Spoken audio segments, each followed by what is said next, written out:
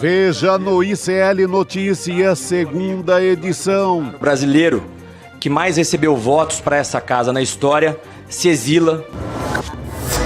Bolsonaro perde mais uma. Seja firme e persistente, encare a vida de frente.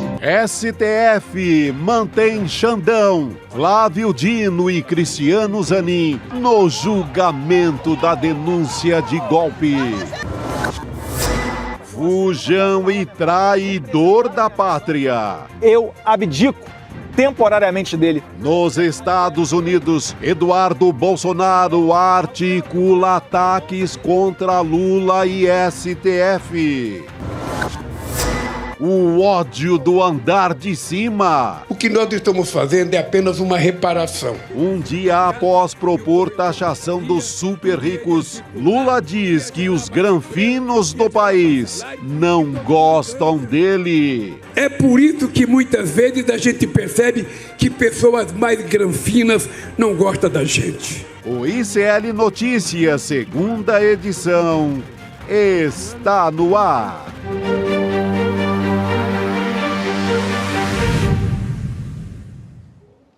Olá, boa tarde, seja muito bem-vindo, seja muito bem-vinda. Hoje é dia 19 de março de 2025 e começa agora o ICL Notícias, segunda edição. Hoje a gente conversa sobre os principais temas do Brasil e do mundo com Heloísa Vilela, Leandro Demore e também com a Cris Serra. Lembrando que toda a nossa programação, que começa no Desperta e vem até o N2, é transmitida pela Pop TV do Rio Grande do Sul e também pelo canal A Voz Trabalhadora no YouTube. Olá, Chico Sá, é sempre um prazer estar ao seu lado. Boa tarde, Robes, neste dia de São José, talvez o dia mais importante para o Nordeste brasileiro, feriado no Ceará. Boa tarde, comunidade, boa tarde, Elô, já vejo o Elô ali, ó. É isso aí, Heloísa Vilela, boa tarde para você, minha querida. Boa tarde, Robertinha, boa tarde, Chico. Pois é, que dia mais um, né? Porque esse congresso aqui, acho que até o final de 2026 vai dar trabalho, viu? Não tem descanso, Heloísa Vilela. E olha, uma notícia ruim para o bolsonarismo. Hoje o STF formou maioria para manter os ministros Alexandre de Moraes, Cristiano Zanin e Flávio Dino no julgamento da denúncia contra o ex-presidente Jair Bolsonaro e mais 33 acusados por tentativa de golpe de Estado. Xandão, Dino e Zanin integram a primeira turma que vai analisar se aceita ou não a denúncia a partir da próxima terça-feira, dia 25 de março. Estamos aí todos ansiosos por esse dia. O impedimento dos ministros foi solicitado pelas defesas de Bolsonaro e dos generais Braga Neto e Mário Fernandes. Ou seja, o julgamento da denúncia vai mesmo ser feito pela primeira turma do STF, Heloísa Vilela. Martelo batido. Pois é, martelo batidíssimo. E eu acho, Roberta, que mais do que garantir esses nomes específicos na primeira turma para fazer o julgamento, o importante dessa decisão foi que você já teve a maioria, então você não teve tempo de algum dos juízes pedir vistas. Porque poderia acontecer, se batesse na mão de um Cássio Nunes Marques, talvez, ele pedisse vistas. Isso poderia adiar o processo, ou seja, você teria que adiar esse julgamento que já está marcado para a semana que vem, de recebimento da denúncia, para ver se Bolsonaro e os outros golpistas se tornam réus ou não. E isso é tudo que o bolsonarismo quer, ganhar mais tempo, né? Então agora, me parece que essa hipótese afastada, fica garantido o começo desse julgamento com o recebimento da denúncia na semana que vem. Esse risco passou, vamos em frente para ver qual vai ser a próxima tentativa de obstáculo, né, Chico? Não, os caras querem escolher agora os juízes. Não, só pode me julgar esse, aquele outro. Ministro que tenha sido nomeado pelo Lula não pode, pela Dilma não pode, Flávio Dino não pode. Eu quero só o Cássio Nunes Marques. Eu quero. Eu escolho. Eu escolho, só os meus. Não tem. O PCC não pode escolher o juiz que vai julgá-lo em nenhuma instância. A organização criminosa não escolhe o seu juiz. A composição é a que está lá. e vamos para o jogo. Tente se defender, tente fazer uma defesa técnica eficiente e não faça todas as apostas em aliança com Trump ou em discurso de Copacabana. Tem que fazer uma defesa técnica jurídica bem feita e tentar pelo menos diminuir os anos de cana. Porque é interessante, às vezes você não consegue se livrar de toda a cadeia, mas a ideia de uma boa advocacia, a ideia de um bom advogado é aliviar, né? Aliviar, reduzir o efeito da pena. A pena, nesse caso, que é tentativa de golpe de Estado, é difícil se livrar. Gente, mas vamos diminuir os anos de cadeia. Isso é que se faz numa defesa técnica e jurídica. Agora, esse pessoal fazendo discurso contra o STF, né, dizendo que o STF é o problema, que o STF é censura, que o STF não corta todas as liberdades, eu acho que não é um bom caminho para essa defesa de forma alguma. Acho que eles estão, assim, muito equivocados na estratégia que eles estão usando, sabe? Agora, o fato é que eles estão tentando ganhar tempo, né? Porque, por exemplo, se tivesse pedido de vista, eles ganhariam pelo menos aí 6 meses. Isso. E aí, olhando lá para frente, a gente pensa na contaminação do pleito de 2026 também, né, Elô? Sim. Quanto antes, melhor. Sim. Que é tudo que o STF quer evitar. Por isso que o STF quer fazer esse julgamento esse ano, garantir que termine esse ano, para não poder ser acusado de estar contaminando o processo eleitoral no ano que vem. Eu acho que eles têm toda a razão. Tem que julgar o quanto antes esses caras todos, né? Sim, agora uma péssima notícia para o Bolsonaro é que o mercado, a tal elite brasileira, já escolheu seu candidato. Então, se a elite dependesse do Bolsonaro, mesmo ele inelegível, mesmo ele debaixo desse julgamento do STF, ia haver alguma defesa. E a gente sabe que Fiesp, essas entidades de empresários, elas têm poder. Mas ele está totalmente abandonado por essas pessoas e por esse poder da grana, porque já escolheram o Tarcísio como candidato. Querem forçar o Tarcísio a antecipar a candidatura dele para 2026. E, com isso, o Bolsonaro perde uma defesa muito importante. Ele está abandonado. Tudo que essa elite quer, tchau, Bolsonaro. Pelo amor de Deus, não atrapalhe a candidatura do Tarcísio. O Tarcísio começa a subir nas pesquisas, é o preferido da turma da grana, da turma da Avenida Paulista, Faria Lima, ou do Leblon, ou da Barra da Tijuca. Adeus, Bolsonaro, com essa turma. Sim. O Bolsonaro atrapalha nesse momento, não é uma boa história. Então, ele ter sido abandonado por essa turma é um péssimo sinal. Não haverá mais uma grande torcida, né, por ele, Elô. Ah, com certeza. A gente já vê nas matérias que estão saindo em empresas como Globo, TV Globo, Estadão, Folha, a maneira como ele está sendo abandonado pela grande mídia também. Isso é muito significativo. Perfeito. Agora, eu acho... e da maneira como eles cobriram essa fuga do Eduardo Bolsonaro e tudo isso, foi muito flagrante. Agora, resta para o Tarcísio um jogo delicadíssimo, porque ele, para ser candidato e ganhar, ele também não pode alienar os eleitores do Bolsonaro. Então ele não pode parecer um traidor do Bolsonaro até o último minuto. E a gente não sabe onde vai ser esse último minuto. Até onde o Bolsonaro vai esticar essa corda, né? Então o jogo aí da próxima eleição na direita é bastante complicado. E como o Bolsonaro não pode se eleger, também não sai de cima do muro, né, para não dizer outra coisa, tem uma outra expressão popular que é melhor,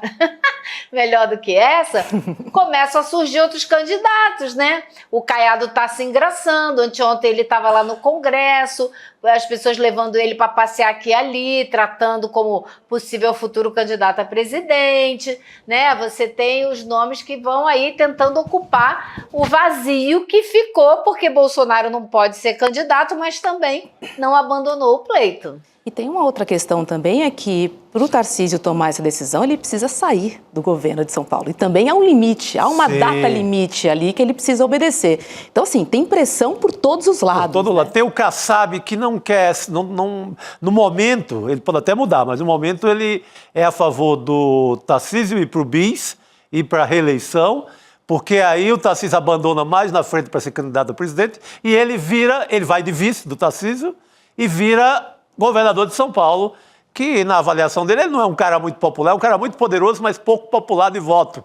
Então, ele viraria o governador de São Paulo, perfeito plano, e ainda deixa o partido dele à vontade até para ir com o Lula agora, em 2026.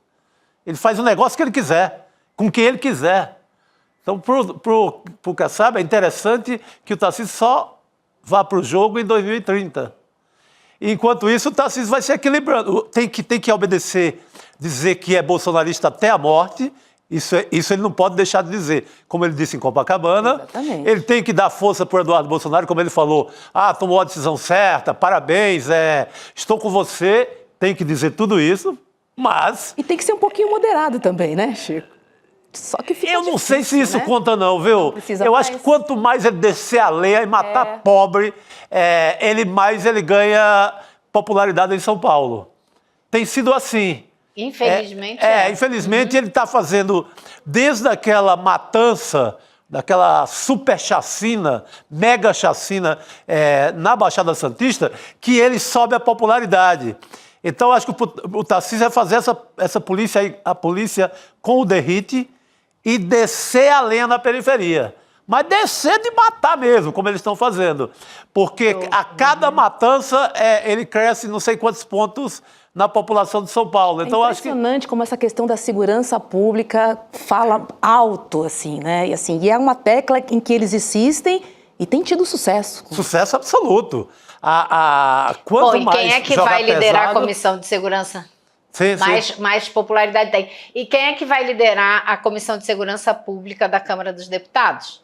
É o PL. Sim. É justamente o PL. Então, esse ano, eles abriram mão de várias coisas e pegaram aquelas que para eles são realmente essenciais no ano de pré-eleição. E a segurança pública é uma delas. Eu acho que o governo do presidente Lula vai ter que tomar muito cuidado com essa PEC que está sendo elaborada pelo ministro da Justiça, que ela é chamada do SUS da Segurança Pública, né? Que quer fazer uma coordenação nacional da segurança pública e tal. Porque essa PEC, ela corre o sério risco de, se chegar ao Congresso, ser totalmente transformada, virar um monstro, como aconteceu com o Código Florestal, vocês se lembram, né? Sim. O Código Florestal foi para o Congresso com uma série de boas ideias e foi transformado de uma maneira que tornou ainda pior o que já existia. Então, assim, o governo tem que tomar muito cuidado na condução, primeiro na apresentação e na condução dessa PEC da segurança pública no ano de pré-eleição. Porque também não pode ficar sem fazer nada, né? Alguma coisa tem que fazer. Por favor. Com certeza. É um tema urgente, né? Principalmente para os mais vulneráveis e quem mora na periferia, ou seja, para a maior parte da população. Exatamente. Era um tema que o Flávio Dino tratava com muita sabedoria. O Flávio Dino fazia as operações, conseguia divulgar bem a operação que, às vezes, sem matar uma pessoa, você tirava de uma grande quadrilha, de uma organização criminosa, não sei quantos milhões, na inteligência da Receita. Você esvaziava o poder da organização com o uso da Receita Federal, com bloqueio de dinheiro. O Flávio Dino estava fazendo esse serviço excelente à frente do Ministério. Uma linguagem muito popular, muito próxima. Com uma comunicação precisa, né? Muito boa. O Lewandowski trabalha, está lá, é um senhor de muito respeito, ex-ministro do Supremo, mas não tem sabido, como todo o Ministério da Justiça, comunicar nada. Não comunica que está reprimindo, nem comunica que está... Comunica que está estudando. Gente, estudo para a eleição de 2026, primeiro estudo é na USP, né? Precisamos de ação, né? Pouca teoria nesse caso. Vamos falar um pouquinho da decisão? Agora, é o que você falou, Roberto, você estava falando da pessoal da periferia que precisa da segurança pública. Hoje eu fui num café da manhã com a ministra dos Direitos Humanos, a Macaé Evaristo, ela estava falando de um programa do Ministério de Educação para Direitos Humanos, para justamente trabalhar com cursos de formação das forças de segurança, porque é preciso trocar a mentalidade, porque eles olham para essa população como um inimigo. E eles têm que defender, eles têm que proteger essa população, né? Então, todo um trabalho de mudança de curso, tá? É uma grande batalha pela frente que a ministra tem, porque não vai ser fácil, mas eu acho que é essencial, é isso mesmo, ele tem que mudar a chavinha completamente. É isso, né, Elô? A população periférica é vista como criminosa, num primeiro momento, no segundo e no terceiro, até provar o contrário. Vamos falar um pouquinho sobre a decisão de Eduardo Bolsonaro, porque ele anunciou, né, que vai pedir afastamento do seu mandato de deputado federal e ficar nos Estados Unidos. Só que tem um detalhe, Elô, o Filho 03 ainda não protocolou esse pedido no Congresso, né? Não protocolou não. Hoje eu fui checar isso lá no Congresso. Ele, para pedir essa licença, ele teria que protocolar um pedido na terceira secretaria da Câmara dos Deputados, né, da mesa da Câmara. Ele não protocolou. Se ele quiser tirar mais de 120 dias, aí ele tem que fazer um pedido direto ao presidente da Câmara, Hugo Mota. E pelo que eu ouvi hoje lá no Congresso, o Hugo Mota dificilmente vai tomar essa decisão sozinho. Ele vai apresentar para a mesa da Câmara, para o colegiado ali da mesa da Câmara tomar uma decisão conjunta. Ele não vai chamar para si essa decisão. Então, não sei se é por isso que o Eduardo ainda não apresentou esse pedido, mas que não apareceu nada lá até as 4 e pouco da tarde, que foi a hora que eu chequei, não tinha nenhum pedido. E ele tem que fazer esse pedido, porque senão ele vai ter abandonado o mandato, né? E, Chico, deixa eu entender um pouquinho com você. Para um deputado pedir um afastamento, ele precisa ter um motivo específico? Ele pode pedir por tempo indeterminado? Acontecendo o afastamento, ele continua a receber o salário? Como é que funciona, hein? Ele pode alegar uma coisa muito vaga chamada motivos particulares e pegar 4 meses de licença não remunerada, mas, como a Elô falou, acabando os 120 dias, ele tem que reassumir, ou então abandonar o mandato. Ele falou, presta atenção, no comunicado do Eduardo Bolsonaro, abdico, é bem vago. Ele pode, inclusive, amanhã desistir disso e continuar recebendo. Eu acho que ele vai tentar dar o truque o mais...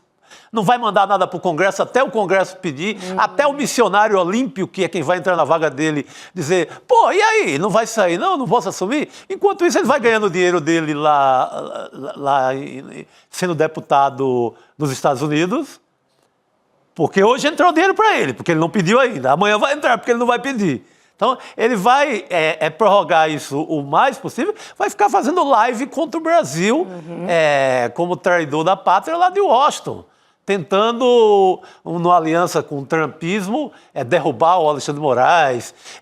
Outro plano dele é emplacar no Brasil um embaixador norte-americano que seja contra o Lula. Então, ele vai continuar nesse trabalho e recebendo aqui.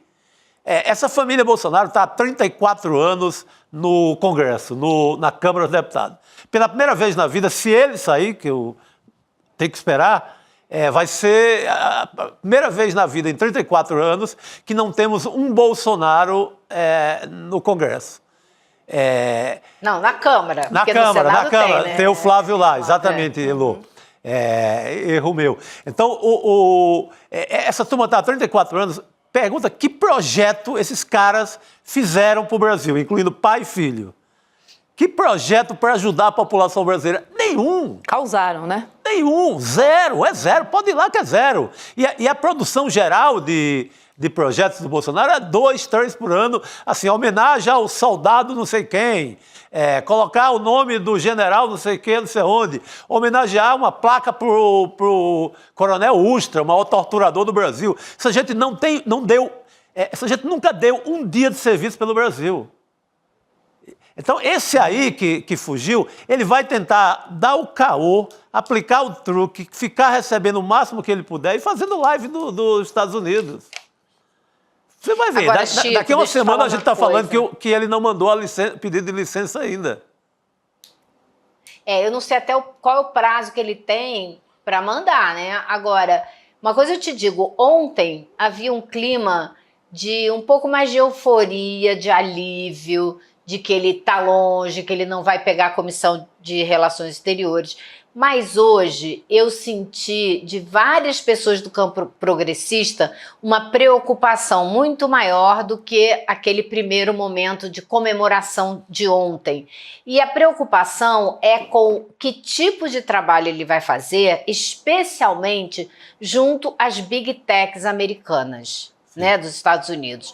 Porque esse é o pessoal com o qual ele muito possivelmente vai tentar se articular para bombardear o governo e a democracia brasileiras. Isso aí é muito sério, muito complicado, é uma briga que envolve gente milionária, né? O dinheiro que essas big techs têm é para lá de absurdo, então essa é uma briga muito séria e que o STF já vem comprando, né? Porque comprou aquela briga com o X, né? Então já começou a apertar os parafusos e eles estão lá de olho nisso, eles não querem saber que isso aconteça no Brasil, eles querem fazer um exemplo do Brasil e mostrar que isso não pode acontecer em lugar nenhum, porque a Europa também anda tentando regulamentar esses caras, né? Então o Brasil é um alvo seríssimo das big techs dos Estados Unidos e esse filho do Bolsonaro vai justamente trabalhar e se associar com essa gente. Então, é muito preocupante. Isso é um risco, ponto, e um risco não só para agora, como para a eleição de 2026. Também. Porque o que essas big techs fazem é o golpe moderno, é o grande golpe, na verdade. O grande golpe digital. Os caras vêm nessa guerra do algoritmo, e se vem bem planejado, eles tomam conta de uma eleição no Brasil. Isso sim é preocupante, Elu. Ótimo ponto. E olha, já teve o primeiro desdobramento prático no Congresso dessa fuga do Eduardo Bolsonaro. Hoje tomou posse na presidência da Comissão de Relações Exteriores da Câmara o deputado bolsonarista Felipe Barros, do PL do Paraná, que é próximo, né, do clã Bolsonaro, como já contou a Elô. Inicialmente, o PL havia indicado Eduardo Bolsonaro para esse posto. E aí, no seu discurso, Felipe Barros falou em exílio e que o fato de Eduardo Bolsonaro ter saído do país é heróico. Vamos ver esse trecho. Ontem foi um dia histórico no Parlamento Brasileiro. O deputado e meu amigo Eduardo Bolsonaro, brasileiro, que mais recebeu votos para essa casa na história, se exila para fugir de uma iminente perseguição às suas liberdades e da sua família. É mais um capítulo triste da recente história no Brasil, onde a democracia é uma palavra quase sem sentido, onde um grupo político, nós, a direita, foi escolhido para ser eliminado da vida pública. Por esse contexto, o ato do Eduardo é heróico.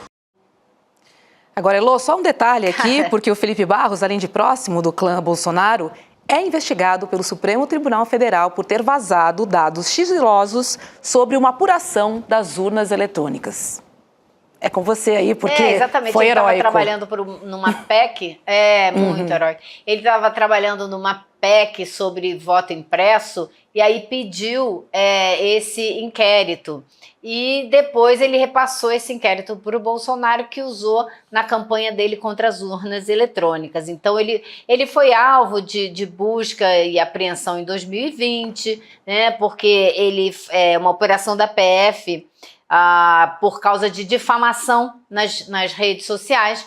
Ele é um cara que desde 2020 já faz discurso contra o STF. Então, assim, ele só não é irmão gêmeo do Eduardo Bolsonaro porque não nasceu do mesmo pai, da mesma mãe, mas é o mesmo DNA golpista, extremista, anti-STF, né, que é a linha de atuação dessa extrema-direita no mundo todo, que é desfazer o Estado democrático de direito, começando pelas leis e começando pela Suprema Corte, né? Primeira coisa que eles fazem. O Trump lá já está começando com esse discurso também, querendo desmerecer a Suprema Corte, querendo dizer que ele tem direito de deminir ministro da Suprema Corte e essas loucuras todas. Então, ele vai trabalhar de mãos dadas com o Eduardo Bolsonaro, não tenhamos a menor dúvida. Não teremos Eduardo Bolsonaro na presidência da Comissão de Relações Exteriores, mas teremos o seu aliado, o seu soldado, o seu parça, né, que vai fazer todas as ações em conjunto com ele. Então, é uma comissão que é para a gente ficar de olho, porque pode provocar, trazer muitos problemas para o Brasil. E, de fato, né, Chico, temos aí uma ponte formada, sendo que uma delas está ali na fonte. Sim. Na fonte, e a outra articulando aqui no Brasil. Sim, não, o cara assume essa comissão, né, de Relações Exteriores, tem rolo na justiça contra ele desde 2020, nada aconteceu, ele passeando por aí e falando mal da democracia. Eleito pelas urnas eletrônicas, assume na maior tranquilidade ali no ar-condicionado do Congresso, ninguém o perturba e ele falando contra a democracia e falando que o Brasil vive ditadura. É essa gente que faz esse tipo de acusação. O Bolsonaro, o Eduardo Bolsonaro, o foragido, é eleito com 1 milhão de votos dos paulistas, pergunta quantos projetos ele fez para ajudar o povo de São Paulo. 0, claro. A única coisa que ele tem é homenagem a personalidades e tal, a mesma linha do pai. Personalidade. Não fez um dia, talvez não tenha passado um dia, jantado algum dia, ouvindo alguma festa em São Paulo. Nada, ele não fez nada pelo eleitor dele de São Paulo. O que ele faz agora? Abandona o cargo, vai embora para essa luta em defesa do pai, porque essa luta não é em defesa do povo brasileiro, pelo contrário, é a favor das tarifas do Trump. É a favor das tarifas do Trump, que já estão pegando empresários do Brasil. Então, é esse tipo de gente que fala contra a democracia. Exatamente, Chico, mas é perigosíssima a presença deste senhor Felipe Barros à frente da Comissão de Relações Exteriores. Vai ser o braço do Eduardo Bolsonaro dentro do Congresso para tumultuar e tentar trazer problemas de fora para dentro, que é o planinho de atuação deles. E o presidente da Câmara, o Hugo Motta, falou hoje em exílio político, mas ele não citou o Eduardo Bolsonaro. Mas será que tem algum recado aí? Vamos ver o que ele disse para a gente pensar juntos. Nos últimos 40 anos, não vivemos mais as mazelas do período em que o Brasil não era democrático. Não tivemos jornais censurados, nem vozes caladas à força. Não tivemos perseguições políticas, nem presos ou exilados políticos. Não tivemos crimes de opinião ou usurpação de garantias constitucionais. Não mais, nunca mais. E aí, Chico? Vocês viram ali, né? Tava o Barroso e o Sarney, né? Era uma homenagem ao Sarney e é uma homenagem à redemocratização do Brasil, né? Ele acabou respondendo um pouco ao Eduardo Bolsonaro, né? Olha, faz 40 anos que a gente não tem o que vocês estão falando aqui, da tal da ditadura. Mesmo no seu tom moderado e tal, mas o presidente da Câmara acabou dando um recado. Ele que havia dito na posse, no dia da posse, que tinha ódio e nojo à ditadura, para fazer uma homenagem, repetiu o Ulisses Guimarães, depois andou pisando na bola, falando em anistia para essa mesma turma que ele está mandando recado agora. Então, ele fica para lá e para cá, mas hoje ele foi firme nesse discurso. Ele sempre que fala da redemocratização, ele é muito claro.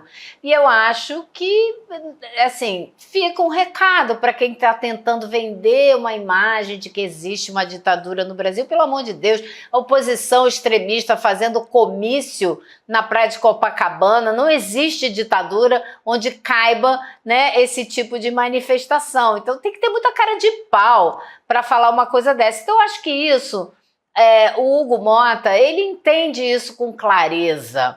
Eu acho que o que ele faz é deixar dúbia um pouco essa ideia da anistia, porque ele foi eleito com uma quantidade de votos tão absoluta, né, tão grande dentro da Câmara, que obviamente ele fez um aceno para a extrema-direita, dizendo que se esse projeto da anistia chegasse, ele daria a tramitação devida dentro da casa. Então, eu não duvido, em momento algum, que ele paute essa matéria, uma vez ela chegando na mão dele. Ele pode muito bem pautar, dar a ela o segmento regimental, passando pelas comissões, né? E ela, infelizmente, Se a gente contar os votos, ela tem chance de ser aprovada na Câmara dos Deputados, mas até onde a gente sabe, ela será barrada e não será sequer pautada no Senado Federal, porque o presidente da Comissão de Constituição e Justiça, o Otto Alencar, falou que é totalmente coisa. Ele disse para mim, não tem isso, esquece, não pauto, eu não discuto essa matéria, eu engaveto.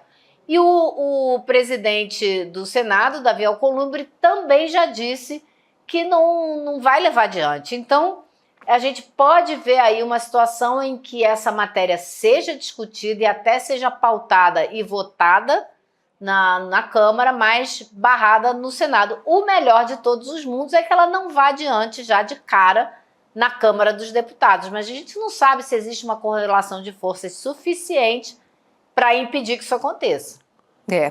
E olha, o professor João César de Castro Rocha, ele fez hoje no ICL Notícias, primeira edição, uma análise bem interessante dessa estratégia do Eduardo Bolsonaro de falar em asilo político nos Estados Unidos. Ele explica também por que o Xandão virou alvo da extrema-direita no Brasil e no mundo. Vamos ver. Não esqueçamos que o primeiro ataque violento contra o Alexandre de Moraes não veio de nenhum brasileiro. Veio do Elon Musk, através do X. Por quê? Eu vou propor aqui uma hipótese para a nossa reflexão. Me parece que o ministro Alexandre de Moraes estudou de maneira bastante aprofundada a principal técnica eleitoral da extrema-direita transnacional. Qual é a principal técnica eleitoral da extrema-direita?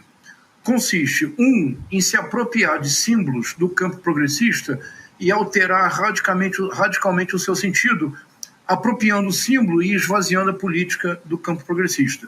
Por exemplo, o Eduardo Bolsonaro recorre à figura do asilo político. Nós não devemos cair na armadilha de questionar o asilo político. O asilo político é fundamental, é um estatuto internacional que implica que subjetivamente você se sente perseguido. Você então pede o asilo, mas aí você precisa apresentar provas objetivas da perseguição. Por isso o Demore falava muito bem.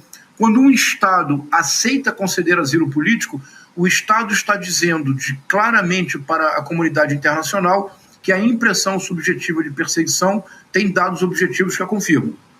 Então ele pega um estatuto legítimo do asilo político, que no Brasil foi um estatuto utilizado por muitas pessoas perseguidas entre 2018 e 2022, pessoas que nós admiramos muito. Ele toma esse estatuto e inverte o seu significado, esvaziando o seu sentido. Excelente aula do professor, né, Elo? É exatamente isso. É a mesma coisa que ele está fazendo com o conceito de direitos humanos. Ele está querendo esvaziar o conceito, como eles sempre fizeram, porque sempre trataram direitos humanos como mimimi, né? Está chamando para si a proteção dos direitos humanos e esvaziando o conceito para usar de outra maneira. Mesma coisa que ele está fazendo com asilo político. Ele não é perseguido, ele não é vítima de nenhum alvo, de nenhuma investigação, de nenhuma ação da Polícia Federal, do Supremo Tribunal Federal, ele não foi indiciado pela tentativa de golpe, nada. Então, eu não sei o que ele vai apresentar, se caso ele peça asilo, para substanciar esse pedido. Agora, o pedido de asilo, a figura do asilo político em si, a gente tem que sempre defender, claro, né? Tá certo. Não pede nem licença do cargo, vai pedir asilo. Já o cara ali, tem né? cargo no Brasil, tem ganho, sabe, não tem ligações, zero processo. Aliás, Chico, você estava falando antes, eu estava tentando me lembrar para não esquecer de dizer, hoje eu ouvi também que ele tem um cargo dentro do PL, né, de articulador internacional, de uma secretaria de relações exteriores, algo assim. Então, é possível que ele ganhe algum salário por isso também. Sim. Ele vai continuar fazendo lá fora enquanto ele tiver mandato. É isso, né? Já não vai receber o salário como deputado, mas talvez do PL, né? Palestra. Mas esse salário de deputado ele vai enrolar até as últimas, você vai ver. Hoje, passado o dia, continua recebendo. Eu vou ficar de olho aqui quando ele vai abrir mão desse salário. Continua recebendo, está recebendo tudo normal. Até porque morar nos Estados Unidos não está barato, não. Heloísa Vilela, obrigada e uma ótima noite para você. Até amanhã. Para vocês também, pessoal. Até amanhã. Obrigado, Elô. Era a pergunta que a gente estava fazendo, né? De que vai viver Eduardo Bolsonaro nos Estados Unidos? A gente vai entendendo aí com o passar do tempo.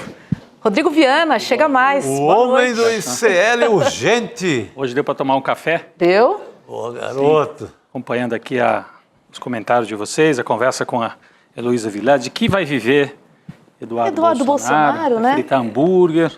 Ontem ele se enrola numa resposta à Folha. No mínimo ele mostra que esse dinheiro é complicado e que a origem... Ele fala o seguinte, ele fala que tem uma reserva...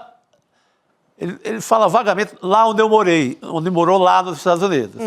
Tem uma reserva que recebeu uma ajuda, um dinheiro do PL, deve ser desse cargo aí, e meu pai também vai me ajudar. Mandar um pix. Mandar uma parte daquele dinheiro, do rendimento daqueles 17 milhões que ele pegou dos bestas, né? Isso é uma parte... Agora, Chico, além dessa questão do que ele vai viver, né?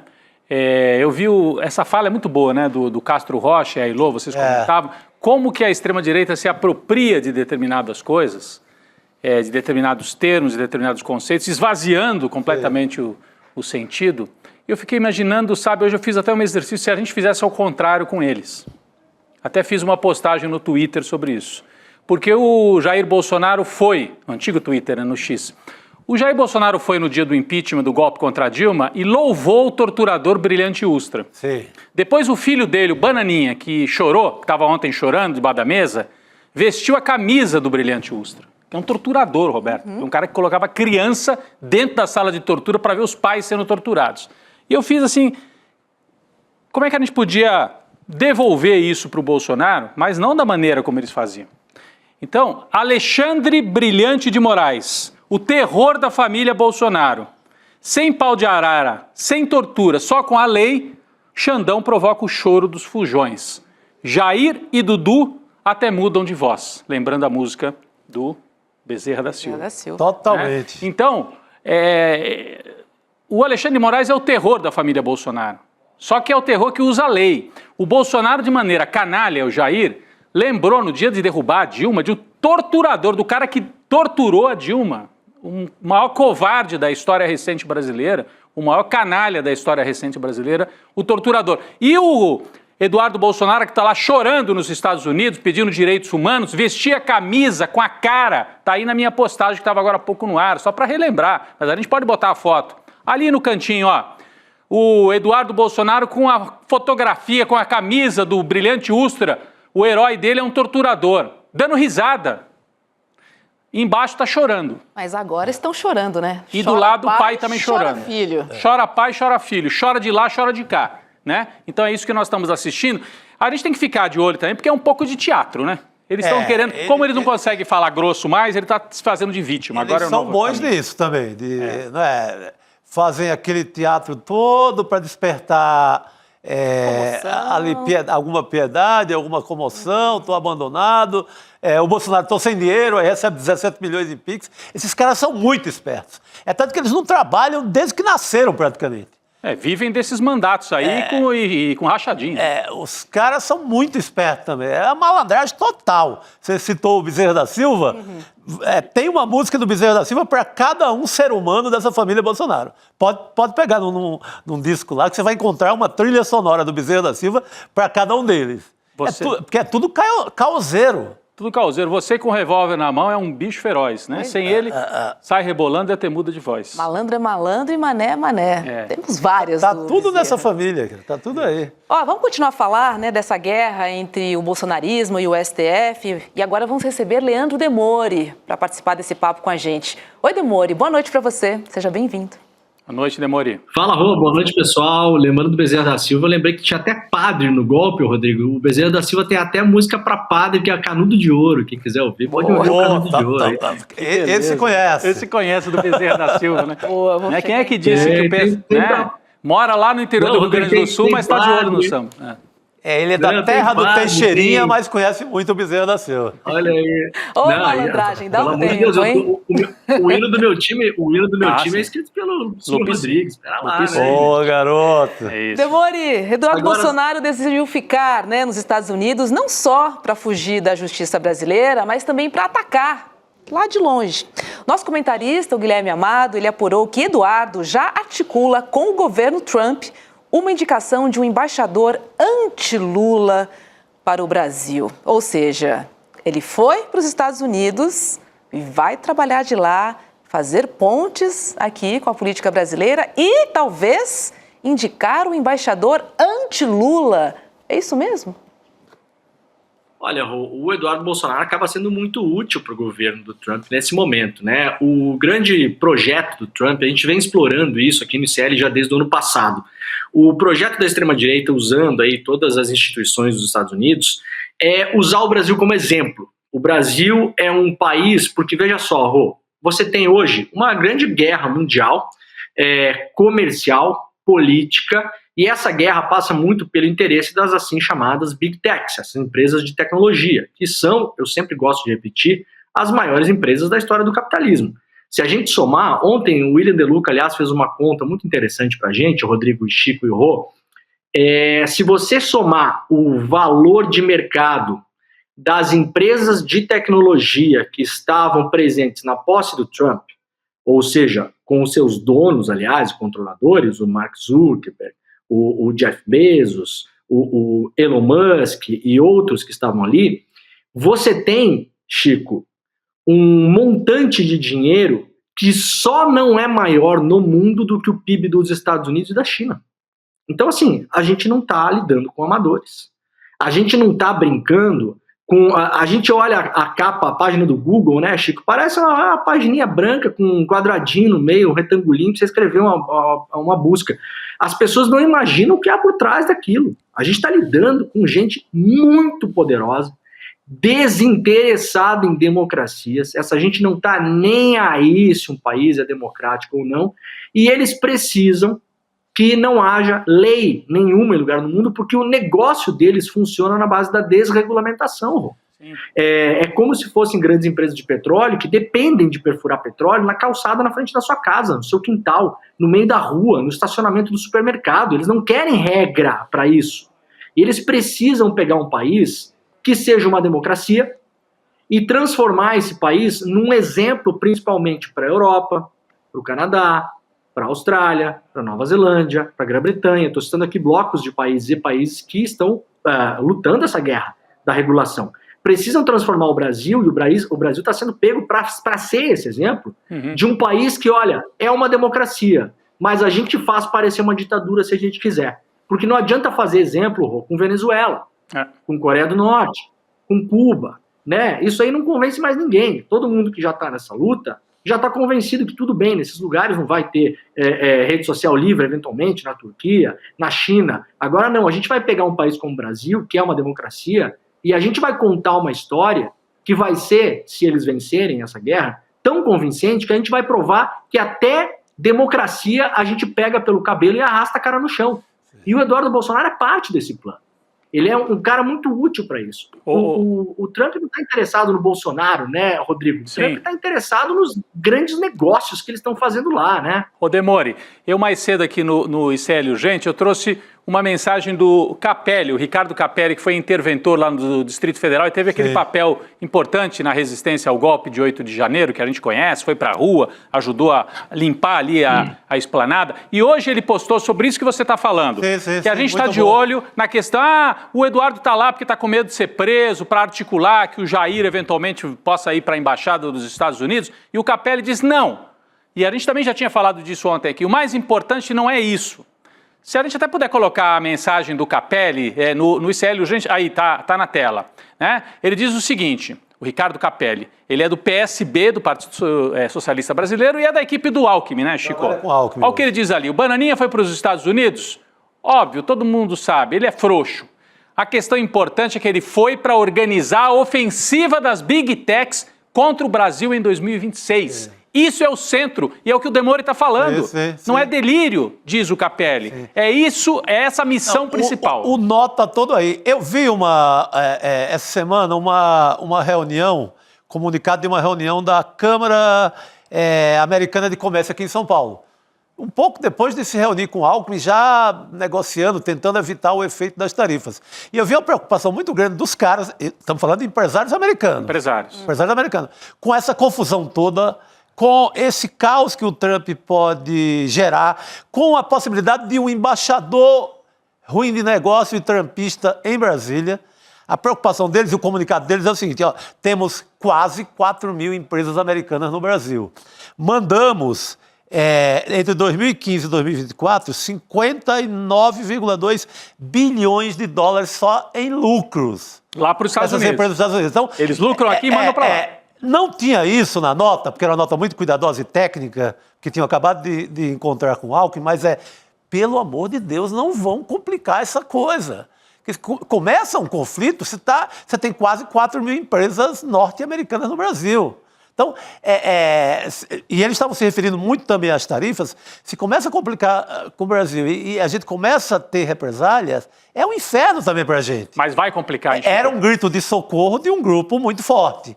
Mas o caminho é complicar, porque, tudo bem, a Câmara de Comércio são empresários não trampistas. O medo deles é, inclusive, dessa turma das Big Techs. Sim.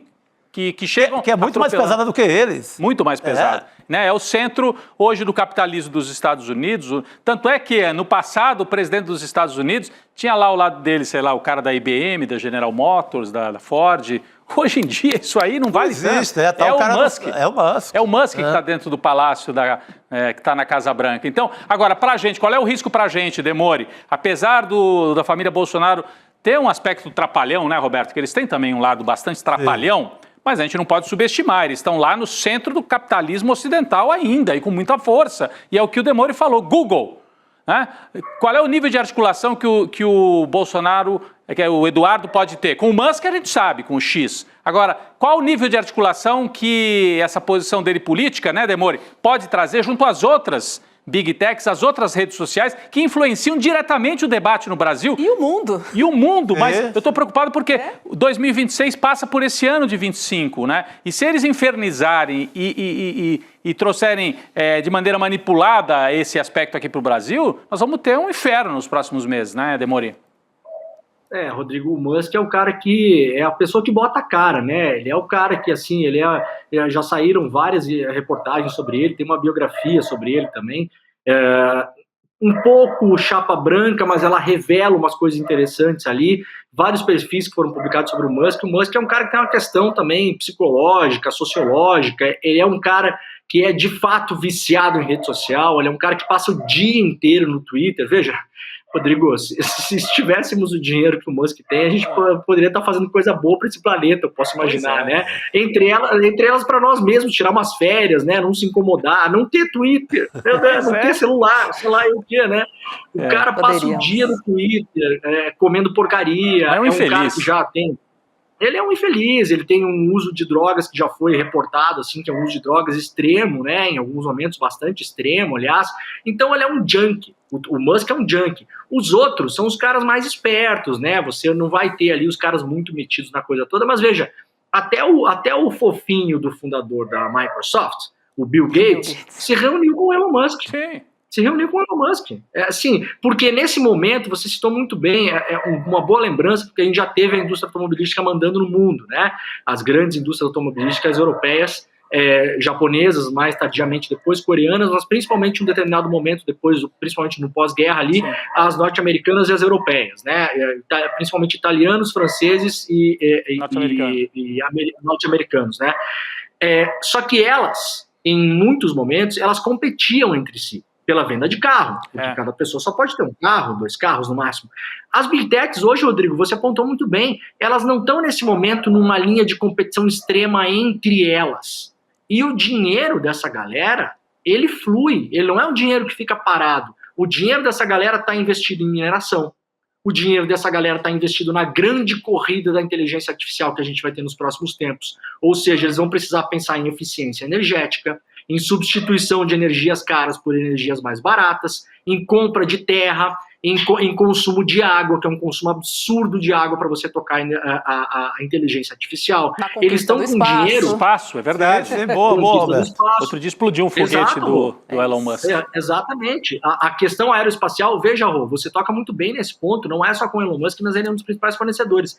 A NASA, já há mais de uma década, mais tempo do que isso, a NASA ela abriu mão de desenvolver algumas tecnologias, tanto é que aposentou os famosos os ônibus espaciais, eles foram aposentados, lembra? Não existe mais ônibus espacial. A NASA hoje é uma empresa terceirizada. O Musk hoje sobrevive muito de dinheiro, contratos com a NASA. Então, o dinheiro dessa galera não está parado ali no seu celular, no aplicativozinho que tem um passarinho desenhado. É muito dinheiro, muito poder. Então, Chico, eles espalham esse dinheiro, eles têm interesses múltiplos. A gente tem metais raros no Brasil, a gente tem minas gigantescas no Chile e na Argentina, de lítio, por exemplo, que são minas que interessam muito aos Estados Unidos para a fabricação de baterias de carros, de celulares. Então, é um capitalismo, é um tecnofeudalismo completamente poroso que está espalhado pela sociedade. Essa gente, se precisar, vem para cima do Brasil, não tem dúvida nenhuma, Rodrigo. A gente tem que estar muito preocupado e muito atento. O Eduardo Bolsonaro é um banana, é um fujão. Na régua deles, Rô, que eles se dizem os machões, o que vai fechar o STF, isso, aquilo, ele é um covarde, ele é um fujão, ele é um frouxo, isso é na régua deles. Agora, ele é uma peça útil nesse jogo, que é muito maior do que eles, né? Então a gente tem que ficar muito atento em relação a isso. E serve para desmontar também os BRICS, né? Porque vamos lembrar que o Brasil, dos grandes BRICS, né, assim, é a peça mais frágil, porque você tem China, não dá para mexer com a China diretamente, Rússia, nem pensar. Índia, também tem arma atômica e a segunda população mundial está para passar a China, né? Então, e está alinhada com o Trump, né, Rodrigo? Já é mais alinhada, é verdade. Trump, né? É verdade. Mas então, se dos BRICS, se você quiser desestabilizar os BRICS, mostrar os BRICS, esquece. É pegar o Brasil, enfraquecer o Brasil, ou capturar, que daí eles capturam um pedaço dos BRICS para eles, né? É isso. Olha, eu queria continuar a falar da violência bolsonarista, mas eu quero trazer um novo tema, porque o editor e repórter do Intercept Brasil está sendo ameaçado de morte.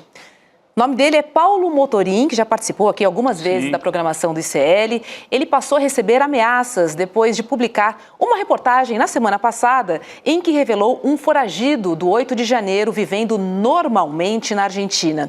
O brasileiro em questão é Josiel Gomes de Macedo, condenado a 16 anos de prisão por incendiar uma viatura e comprar equipamentos militares para tentativa de golpe de Estado.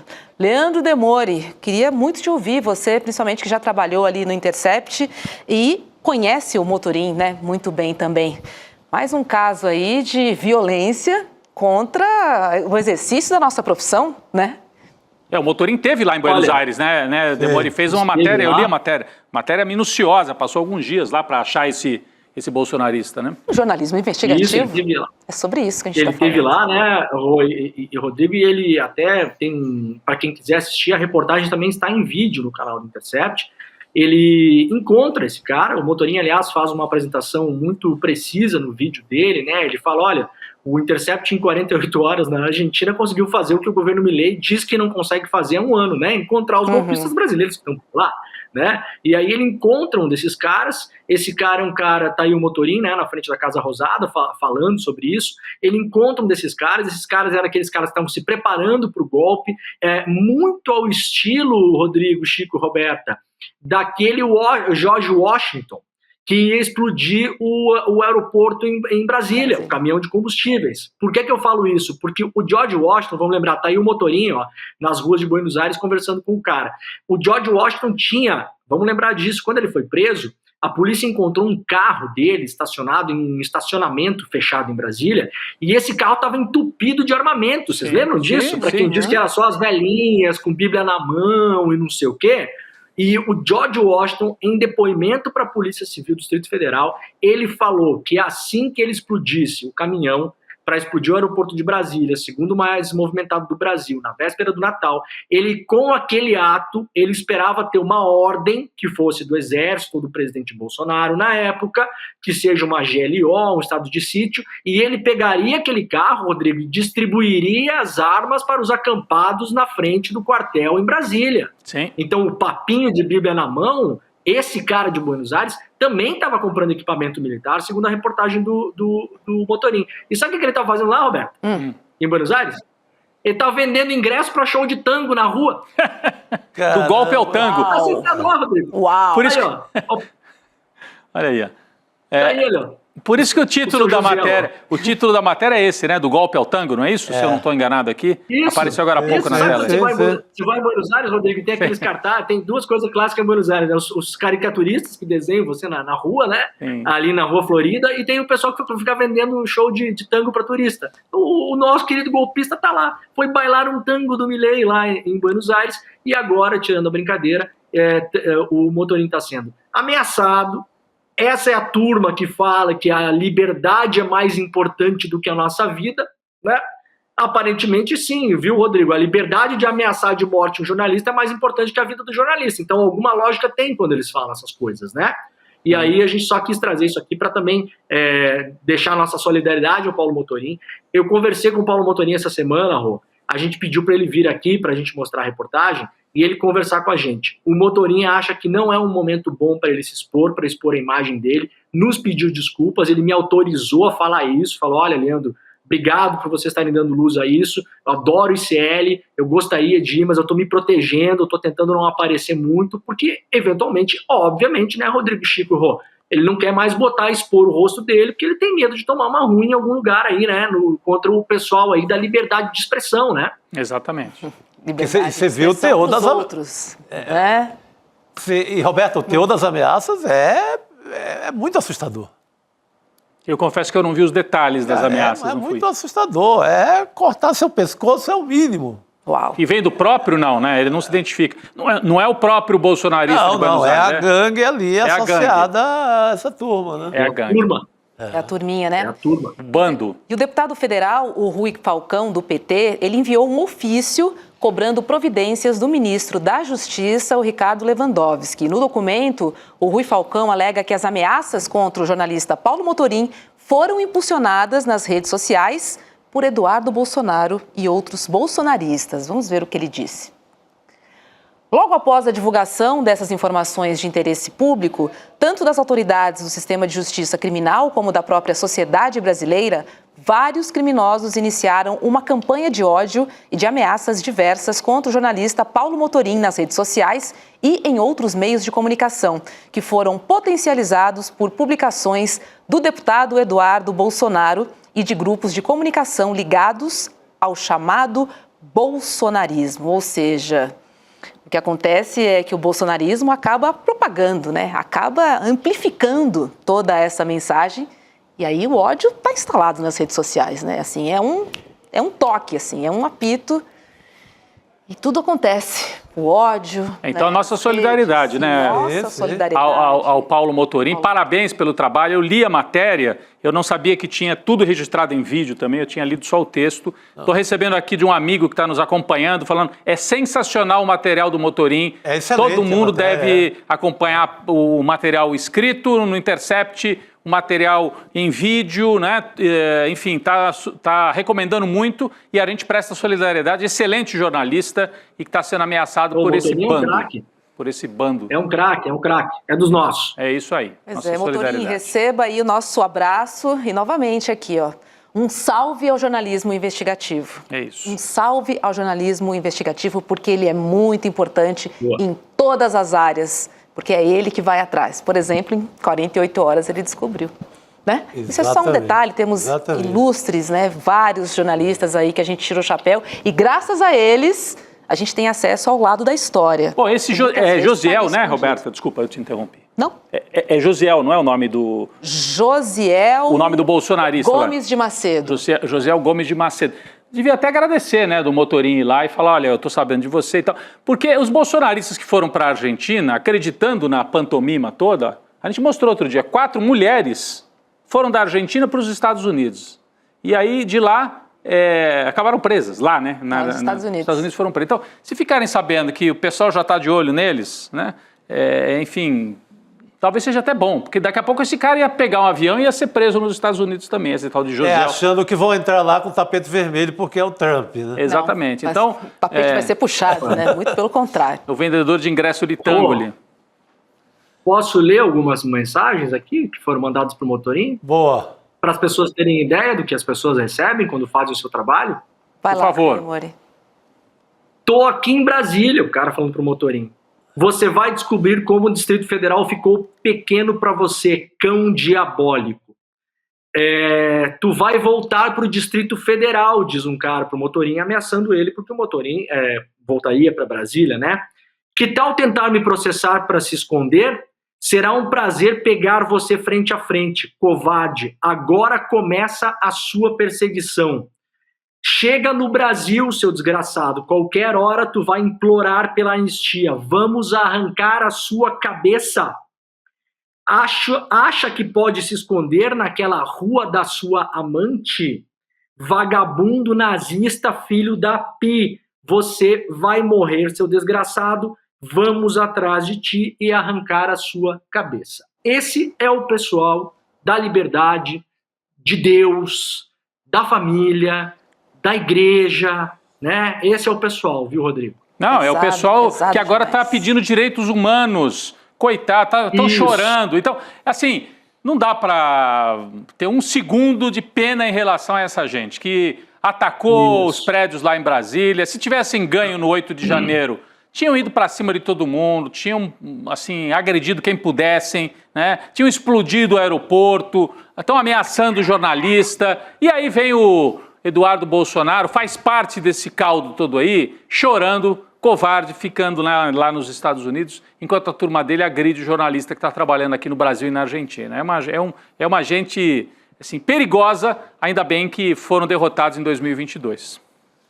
Olha, outra pessoa está recebendo ameaças, tá? É o professor Reginaldo Nasser, da PUC. Nasser foi alvo de mensagens de sionistas nos banheiros da universidade que fica aqui em São Paulo, na Zona Oeste. Detalhe que ele é o único professor de origem árabe no Departamento de Relações Internacionais da PUC. Olha, é um cerco, assim, são notícias que a gente dá aqui, assim, e que são revoltantes, honestamente falando, assim, porque a gente não vê um limite dessa gente, assim. Eu não consigo, dentro de um ambiente universitário também. Não é a primeira, exatamente, eu ia falar isso, não estamos falando do ambiente de universidade. Exatamente, sabe? Não é na milícia não lá escondido nas redes sociais, não. Não é no grupo lá de milicianos da Baixada Fluminense, para citar uma área de concentração de milicianos. Não, é na PUC de São Paulo. Não é a primeira ameaça, hein, Demore, que o professor Reginaldo Nasser sofre por se posicionar contra o massacre cometido pelo Estado de Israel contra os palestinos, né? Ele é um professor, enfim, é de origem árabe, mas um homem cuidadoso, sério, que faz análise, escreve livros, né? Tem posições, claro, políticas, como todo mundo tem, e não é a primeira ameaça que ele sofre dentro da PUC. A gente espera que tenha a solidariedade dos colegas e que se descubra quem é que está fazendo esse tipo de ameaça. O Reginaldo Nasser já esteve várias vezes com a gente aqui fazendo comentários sobre o Oriente Médio, sobre política internacional de uma maneira geral. Agora, Demore, dentro de um ambiente acadêmico, né, vai exatamente contra tudo o que a gente possa imaginar, assim, realmente é impressionante. A mensagem a gente até colocou ela no ar aí, né, para as pessoas que estão só nos ouvindo aí, nos parceiros aí, se o pessoal puder colocar de novo para a gente ler aqui, né, hora de limpar as relações internacionais, que é o departamento onde o professor doutor dá aula, né, tá escrito aparentemente num banheiro, numa parede, né, PUC não é para árabe, a PUC é nossa, a reitoria é nossa e duas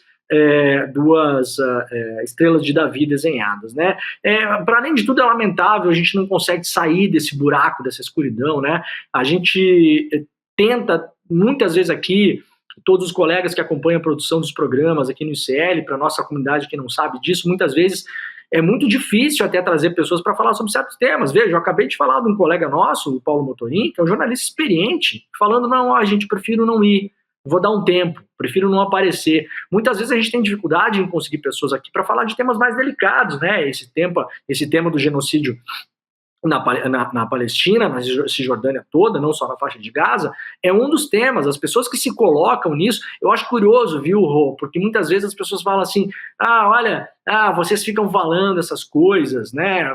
Nesse caso, o tema da Palestina, por exemplo, né?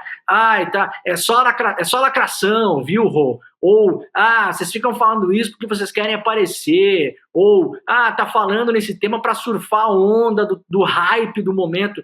Gente, vamos ser bem claro aqui, quando a gente fala sobre esse tipo de coisa, ganha-se muito pouco se expor em relação a isso, hein, Rodrigo?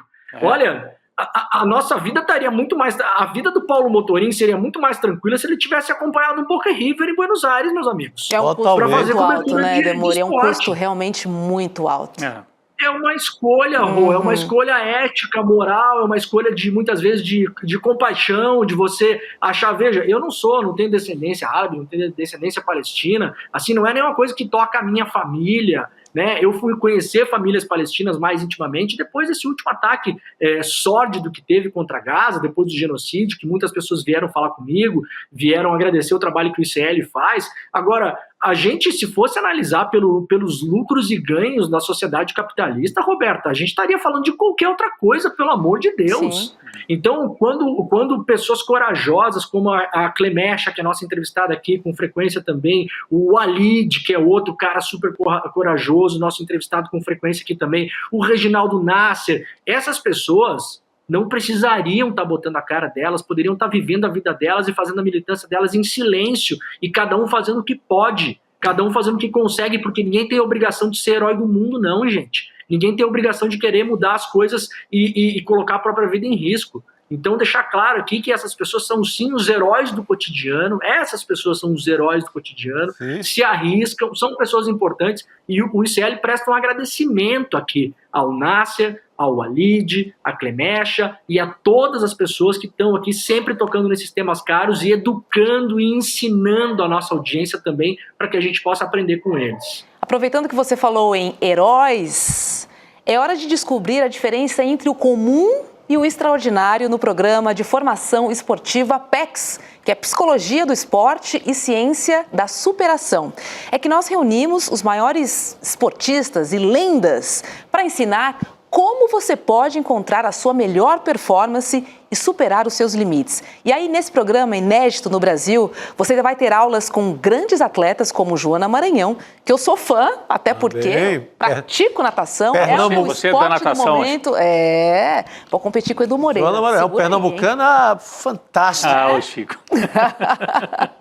Joana é uma ex-nadadora brasileira e que marcou a história da natação no país. Ela é especialista, era especialista em provas de medley e competiu em 4 Olimpíadas e quebrou vários recordes nacionais. Mas, além dos feitos na piscina, a Joana se destacou por sua postura firme e pelo seu ativismo. Ela denunciou um caso de abuso sexual triste que sofreu na infância pelo seu treinador, o que resultou na criação de uma lei, a Lei Joana Maranhão, que ampliou o prazo de prescrição para crimes sexuais contra crianças e também adolescentes. Então, vem aprender com lendas do esporte como Joana Maranhão. E descubra também, sobre as PECs na aula inaugural, que vai acontecer no dia 30 de março, às 8 da noite, que tem, além de Joana Maranhão, tem Mark Ellen, Marco Schultz e Edu Moreira nesse timaço.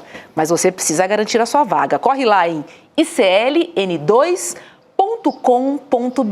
Olha, gente, é tanta estrela junta na mesma tela que eu não sei se vai segurar, viu? Juro, Meu Deus só do céu. tem fera em variados esportes, na verdade.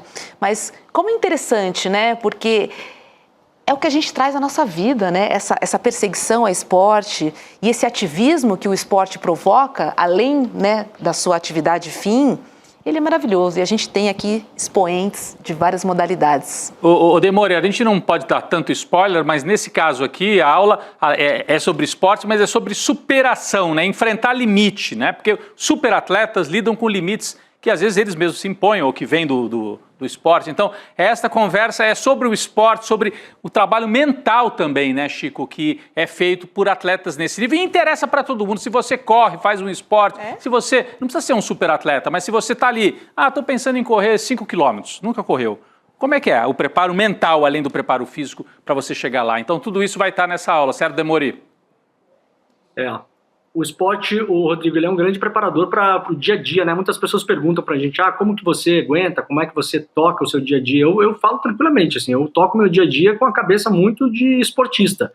Eu já pratiquei judô, já pratiquei escalada, rapel de cachoeira, jogo futebol, faço musculação, natação, faço paraquedismo. Aliás, esse final de semana eu vou estar no sábado saltando no Rio Grande do Sul. E assim, isso ajuda muito você, porque o esporte, né, Rodrigo, ele é um constante aprendizado e um constante calcular de riscos e benefícios que você está ali fazendo, né, em qualquer esporte que você faça. Então, essa super aula que a gente vai dar agora, que é para um programa que o ICL está criando, não é uma coisa só para você virar esportista, não, para você que é esportista ficar melhor no que você faz. É para você conseguir organizar a sua vida mesmo, seu dia a dia, as suas relações de trabalho, as suas relações amorosas, as suas relações de amizade, você conseguir ter aquela velha história, né? Mente sã, corpo são, você levar isso até as últimas consequências. Então, olha, é sensacional. Aliás, quero mandar um abraço para a Joana Maranhão, que é uma pessoa espetacular. A Joana, ela é outra pessoa que arriscou muito da carreira dela em fazer a denúncia que ela fez. Hoje ela vive na Alemanha. Encontrei a Joana numa conexão no ano passado, se eu não me engano, em Frankfurt. A gente estava indo para lugares diferentes. Eu estava voltando para o Brasil, ela estava indo para o Chile para fazer uma palestra, porque ela está lançando em vários países do mundo capítulos dessa organização que ela representa no mundo todo agora, que é uma organização para conscientizar atletas, sobretudo atletas mais jovens, para que elas entendam o que é abuso, para que elas consigam denunciar abuso, para que elas fiquem de olho nisso e consigam ter uma vida plena dentro do esporte sem serem abusadas pelas pessoas que estão em volta delas, seja treinadores, seja preparadores, seja médicos, seja pessoas de clube, seja profissionais de marketing. Então a Joana Maranhão está fazendo um trabalho no mundo inteiro, baseado na Alemanha hoje, em relação a esses casos de abuso também. Então esse programa que a gente está lançando agora vai ser um programa só com gente, Roberta, de nível AAA. Exato. Maravilha. E muito é interessante, né? Porque a vida do atleta é feita de mais derrotas do que vitórias, né? Então essa superação que é aplicada no esporte, a gente pode trazer para a nossa vida. Acho que essa força mental ela é importante, principalmente nesses momentos que a gente está vivendo aqui. Deixa eu trazer a próxima pauta para a gente conversar, porque tudo indica que a proposta de Lula de taxar os super ricos vai enfrentar resistência no Congresso. Isso está acontecendo porque, para compensar a isenção de quem ganha até R$5 mil, né, por mês no imposto de renda, Lula mirou os super ricos e indicou a criação de uma taxa mínima para aqueles que ganham a partir de R$600 mil anuais. E aí, na Câmara, Hugo Mota já sinalizou que, em vez do imposto aos super ricos, planeja compensar a isenção com cortes de incentivos tributários. O projeto já está em circulação no Congresso, mas dificilmente não deve ser alterado. Teremos um embate interessante sobre essa taxação. Menos sobre liberar o imposto para quem ganha até 5 mil e mais sobre de onde vai sair esse dinheiro, hein? Exatamente. O Demori já volta, mas é um nó e não é surpresa, né? A isenção até R$5 mil. É claro que o Congresso não vai ficar contra, boa parte. Talvez a bancada do PL possa até ficar contra. Mas o Centrão, né, Chico? Tá bom, a gente isenta para, né, quem ganha até R$5 mil. E daí, como é que você faz para não estourar as contas? Você vai taxar os super ricos. Ok? Ok, não. Porque nada. Aí é que o bicho pega. Aí é que o bicho já pegou. O Hugo Mota já avisou que recebeu uns recados da turma que manda no Brasil. São, assim, poucas pessoas, né? Você vai isentar milhões de brasileiros. E para compensar isso, você teria que taxar uma quantidade pequena. Taxar uma cidade... brasileiros de 140 mil. 141 mil. É uma cidade do interior. Uma cidade, que são os super ricos. É um grupo mínimo de pessoas em relação aos beneficiados que você vai pegar de cara 10 milhões e naquela taxa que vai até os 7, você chega a quase 15 milhões. Então, assim, seria uma medida fantástica, marca de governo, uma medida para entrar na história, uma justiça tributária, mas vai enfrentar todos esses caras lá. Então, já começou, hein, Demori? Começou a sinalização de que isentar os mais pobres, tudo bem. Mas sem mexer, não vamos essa coisa desagradável de rico pagar imposto, não vamos colocar isso na mesa. Não, isso aí é desagradável. Não, né? É que o grande medo deles, viu, Rodrigo, começa nisso, né? Veja, essa tributação que vai ter, para quem ganha muito, eu estava dando uma olhada ontem nas regras, né? Vai começar a partir de pessoas que ganham até 600 mil por ano, essas não terão nenhum tipo de nova tributação, tá? É mais ou menos esse o cálculo que se faz. Quem ganha acima disso, começa uma tributação pequena e progressiva, que vai até 10%. Mas assim, Chico, para ser tributado com esses 10% novos, teremos que todos ter o salário de Chico Sá, que não é o caso, né? Então assim... Na vida passada, quando eu trabalhava em outro lugar. Em outros lugares, né, Chico? Agora ele cometeu uma cachorrada com você, Chico. Como jornalista? Sério mesmo? Não. Mantém o personagem, Chico Sá, mantém o personagem. Vamos manter. Então, assim, é muito salário. Agora, o nó não é esse, viu, Rodrigo? O pessoal da direita aí tá com medo. Eu andei conversando com uma pessoa ontem que é empresário, já foi deputado, hoje já não tá mais na política. Eu falei, pô, mas vocês não querem dividir nada, né? Aí a pessoa deu risada, né? Falou, Demori, esse negócio do salário aí, isso aí até não pega ninguém, porque hoje vocês acabaram de falar, 150 mil pessoas. Isso aí não vai pegar ninguém, vai pegar meia dúzia de pessoas. O Congresso não vai se debater por essas pessoas. A questão é o seguinte, o que é que vem depois? Se eventualmente passa isso, Rodrigo, o grande medo dessa turma aí é a tributação de lucros e dividendos. É nisso que eles não querem falar. Então hoje quem tem uma empresa pequena sabe, né? Se você tem uma empresa, você sabe que chega lá no final do ano, você distribui lucros e dividendos para sua empresa, e esses lucros e dividendos no Brasil, aliás, um dos poucos países do mundo, se não me engano, são 6 ou 7 países no mundo, que esse dinheiro é isento de imposto de renda, zerado, né? O que acontece no Brasil? Nós, que agora sem a brincadeira, né, a gente não vai ser pego por uma medida de taxação de lucros e dividendos. Há um projeto do governo para taxar lucros e dividendos de pessoas que distribuem milhões e milhões e milhões de lucros e dividendos. Porque aí tem duas coisas que se faz, né, Rodrigo? Muito rapidamente para as pessoas que não estão acompanhando o caso. Primeiro, quando você é muito rico, você não tem carteira assinada, você não tem salário, você coloca tudo em lucro e dividendo. Ele chega lá no final do ano, a sua empresa distribui, por exemplo, a sua empresa tem uma cadeia de supermercado, né? Um grande atacadista desses do Brasil, aí, Pão de Açúcar, Grupo Zafari, sei lá o quê. O Grupo Zafari fatura por ano 6 bilhões de reais, 6, 7 bilhões de reais. A família Zafari está quase toda lá dentro trabalhando. Um é diretor de marketing, um é diretor de administração, outro é não sei aonde, outro mora não sei aonde, outro faz importação e exportação, outro cuida das fazendas, outro isso, outro aquilo. Como que essa galera se remunera, Essa galera não tem carteira assinada, gente. Essa galera chega no final do ano, faz uma redivisão de ações, paga bônus para os controladores e distribui lucros e dividendos. A distribuição de lucros e dividendos para essa gente é um negócio estratosférico, isso é livre de imposto de renda, é por isso que se fala que rico não paga imposto no Brasil. Esse é um dos caminhos. O outro caminho é o tal dos fundos exclusivos. Isso aí o governo no ano passado já resolveu um pouco, né? Não foi grande coisa, digamos assim, mas um pouco lá taxou.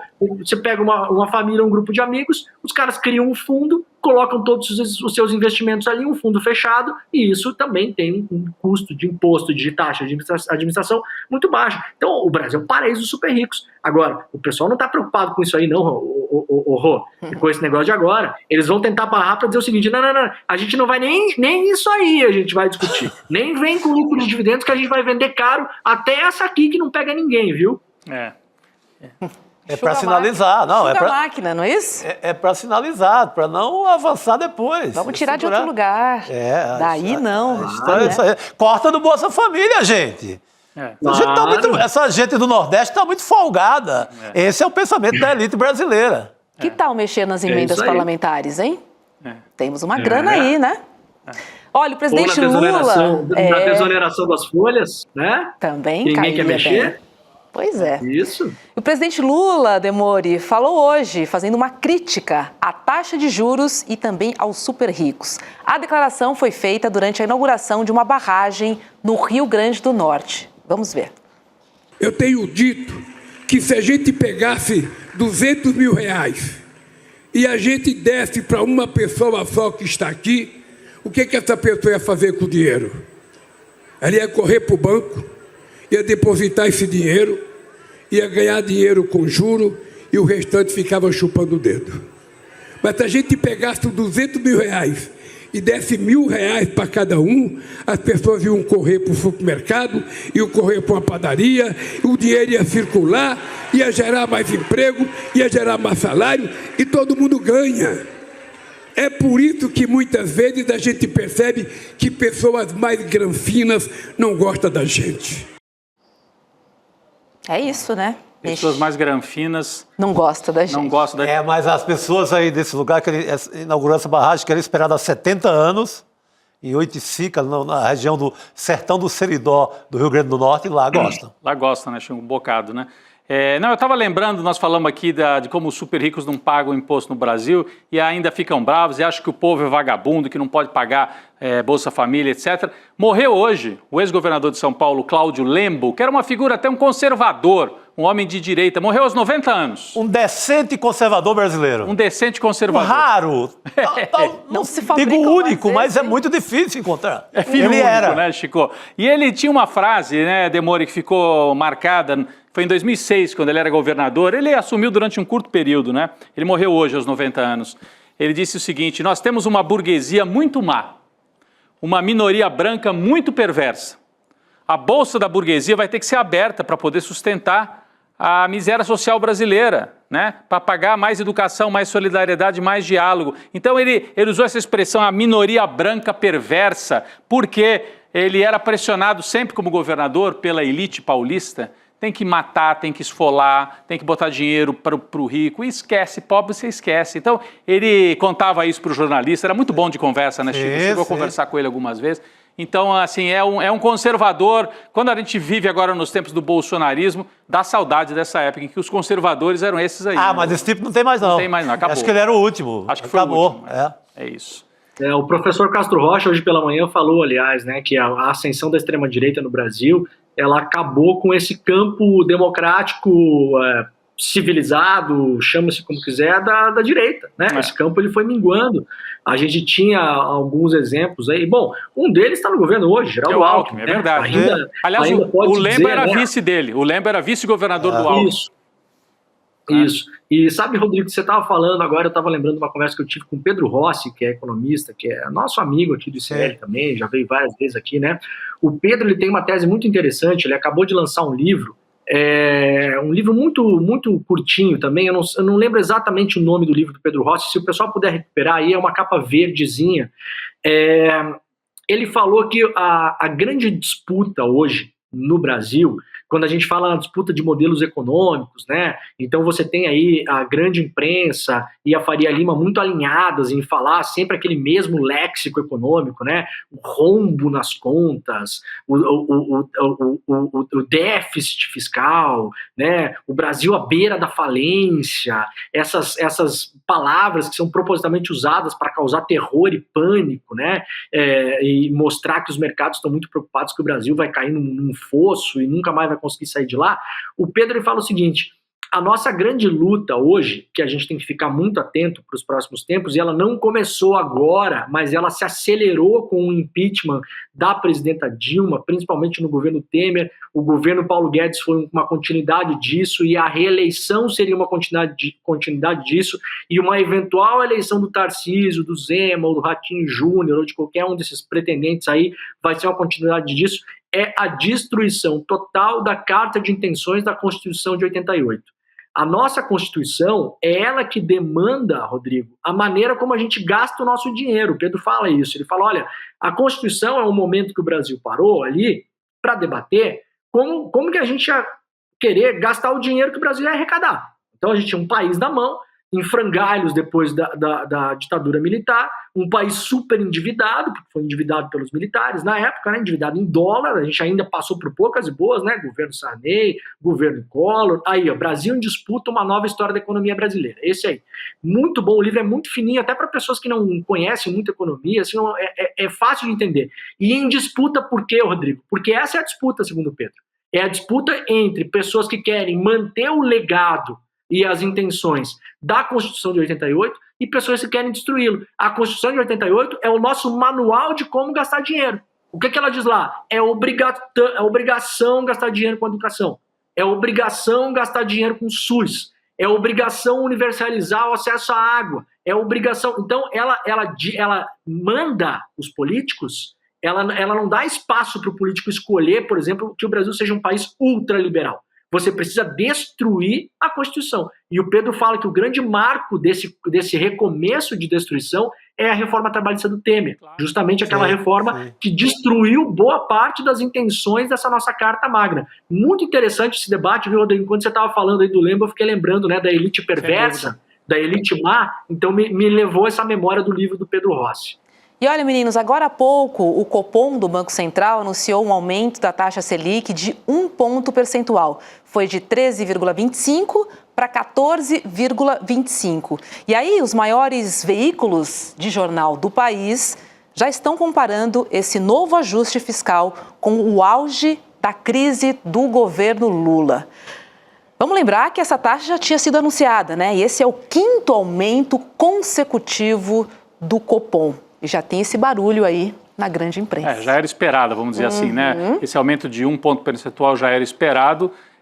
Enfim, eu não diria crise fiscal, né? Mas é uma crise dos juros, né? Uma crise, talvez, da política monetária. Não é crise, porque está remunerando muito bem. É crise para nós, né? Porque isso aí massacra quem precisa de crediário, quem precisa investir, até o empresário que vive de produção. Porque ele olha assim e fala, pô, eu vou pegar dinheiro para abrir um pedaço novo da minha fábrica? Para quê? Se eu posso pegar esse dinheiro e deixar aplicado com esses juros aí, né? Então E você citou um setor importantíssimo que cresceu bastante. A indústria. Que é muito significativo dentro desse crescimento do PIB agora. Sim. E sofre com esse tipo de história.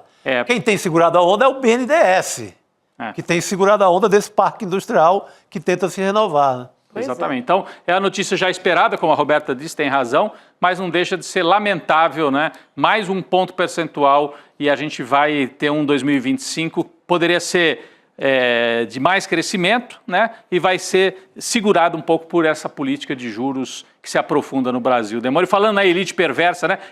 140 mil pessoas seriam pegas por esse superimposto dos super ricos. Aliás, não é superimposto, é um imposto até pequeno, mas o imposto para os super ricos são os mesmos que vão ser beneficiados também por esses juros maiores, né? Ganham dinheiro com aplicação nos papéis do governo. Né? Vai tudo para o CDB desse povo aí agora. Para quem tem, né? Vende. Quem não tem, não consegue. Né? Tesouro direto. Errou. Título do Tesouro não tem imposto, né? É livre de imposto também. Então, no exemplo que o Lula deu aí, dos 200 mil reais, se você colocar 200 mil reais hoje em título do Tesouro a 14,25, no final do ano você vai ter 30 pau na sua conta sem ter feito nada. Então, para que você vai aplicar isso em outro lugar? Vai investir a risco num negócio para gerar emprego, para ter que trabalhar? Não vai fazer isso. E 200 mil reais é dinheiro baixo, né, gente? Vamos combinar, né? 200 mil reais é dinheiro de nada dessa elite perversa, né? É isso. É isso. Quem tem fica feliz, porque está rendendo sem fazer nada, mas quem não tem e precisa, não consegue, né, acessar, simplesmente assim. Leandro Demore, obrigada, viu? E uma ótima noite para você. Beijo. Valeu, Demore. Obrigado, gente. Valeu, beijos. Valeu, querido. Vamos nos despedir, mas na sequência deixo anunciar que tem provocação histórica com Lindener Pareto e o tema de hoje é Joseph Mengele, nazista e genocida no Brasil. A conversa de hoje vai ser com a Bettina Anton, tá? Então não perca, provocação coladinho agora no N2. O personagem super riquíssimo. Eu já andei lá pelo sul atrás das histórias. Eu também andei atrás da alçada do Mengele aqui como repórter no Brasil. A história de que ele morreu em Bertioga, tem muitas histórias, né? A história de que ele andou pela fronteira Brasil-Argentina, Paraguai. Sem spoiler. Mas a Bettina vai contar mais detalhes aí. Porque é um nazista passeando pelo interior de São Paulo, vivendo na boa ali como um homem simples. Então, é uma história maravilhosa. No sentido da história. Terrível no sentido do personagem, né? É isso. É agora, coladinho no N2. Um beijo pra você, obrigado pela sua companhia, obrigada, meninos. Valeu, Roberto. Valeu, Robson. Tchau, tchau. Até amanhã. Quem nunca teve vontade de jogar tudo pro alto e desistir? Eu, sinceramente, umas 3 vezes por semana tenho. É brabo, né? E cada um enfrenta desafio, dificuldade numa área diferente da vida. Eu acho que uma maneira da gente superar isso é através do esporte, através dos ensinamentos que os esportes trazem para a nossa vida. A gente resolveu fazer um grupo que vai aprender com os maiores profissionais do esporte do mundo e, além disso, vai estar junto ali, tendo programas de treinamento, tendo aulas, tendo um acompanhamento para poderem caminhar nessa direção da superação pessoal. Esse programa começa no dia 30 de março, às 8 horas da noite, com uma aula inaugural aberta com Mark Allen, o maior triatleta de todos os tempos.